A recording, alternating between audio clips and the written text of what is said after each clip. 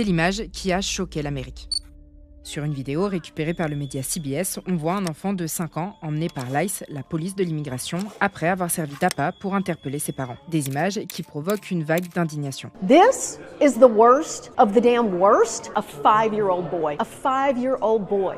This is not humanity. Le 20 janvier dernier, à Columbia Heights, en banlieue de Minneapolis, Liam Conero Ramos rentre de l'école maternelle avec son père, Adrian Alexander Conero Arias. À leur arrivée devant leur maison, le père est interpellé par des agents de l'ICE postés dans l'allée du garage. I saw them put the man into the back of an SUV and there was several agents doing that. Selon plusieurs témoins, les agents se seraient ensuite servis de Liam pour aller frapper à la porte de la maison afin de vérifier si d'autres personnes à arrêter se trouvaient à l'intérieur. These agents were one kneeled down and was pointing at the door for him to knock at the door. And then they took him over to the car and he was just standing there and then they quickly put him in the back seat and drove away. Des voisins auraient alors proposé de prendre en charge Liam pour lui éviter cette arrestation. Mais d'après les témoignages, ces propositions ont été ignorées par les agents. I can't imagine what was going through Liam's mind, but I can tell you what I saw on his face. He was frozen and paralyzed. Le département de la sécurité intérieure a lui tenté de se justifier sur X, affirmant que l'enfant avait été pris en charge après avoir été abandonné par ses parents.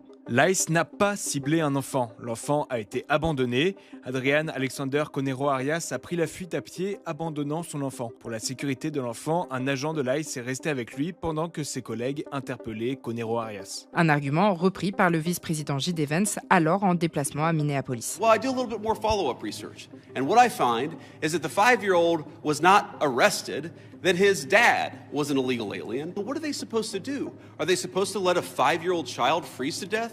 Are they not supposed to arrest an illegal alien in the United States of America? If the argument is that you can't arrest people who have violated laws because they have children, then every single parent is going to be completely given immunity from ever being the subject of law enforcement. That doesn't make any sense. No one thinks that makes any sense. Les autorités fédérales ont par la suite confirmé que Liam et son père avaient été arrêtés puis transférés ensemble dans un centre de traitement des immigrants au Texas. Mais pour l'avocat de la famille, cette arrestation n'est pas justifiée, Liam et son père étant en règle après avoir engagé les démarches de demande d'asile. Liam and his dad did enter the United States at a port of entry to seek asylum through the CBP One app at the Brownsville border crossing.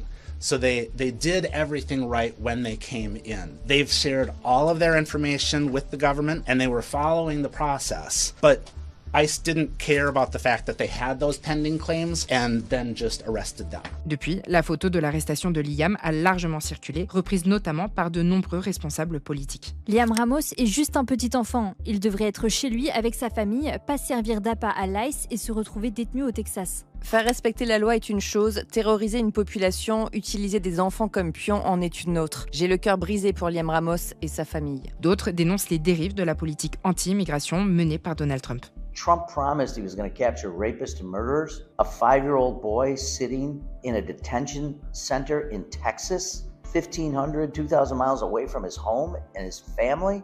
It's a disgrace. He is a disgrace. Une indignation qui dépasse les frontières américaines. À Genève, l'ONU s'est dite sidérée par les mauvais traitements désormais routiniers infligés aux migrants aux États-Unis, appelant Washington à mettre fin à une répression qui déchire les familles. Selon le district scolaire de Columbia Heights, Liam Ramos n'est pas un cas isolé. But as of this week, 4 of our students have been apprehended and taken away by masked and armed ICE agents with no identifying badges. The onslaught of ICE activity in our community is inducing trauma and is taking a toll on our children. Ces événements ont accentué les tensions entre habitants et agents de l'ICE, déjà vives après la mort de René Good, 37 ans, abattu à Minneapolis par un agent de l'ICE le 7 janvier dernier. Des appels à une journée d'action ont été lancés sur les réseaux sociaux, avec notamment une manifestation prévue ce vendredi dans le centre de Minneapolis. Depuis plusieurs semaines, l'ICE mène une opération d'envergure dans le Minnesota, en particulier dans la région de Minneapolis, où plus de 3000 agents fédéraux ont été déployés dans le cadre de ce que le département de la sécurité intérieure qualifie de vaste opération de lutte contre l'immigration. L'administration Trump affirme cibler des migrants condamnés pour crimes violents. Mais plusieurs élus démocrates et responsables locaux accusent les agents fédéraux d'utiliser des méthodes agressives et injustifiées, semant la peur au sein de nombreuses communautés immigrées.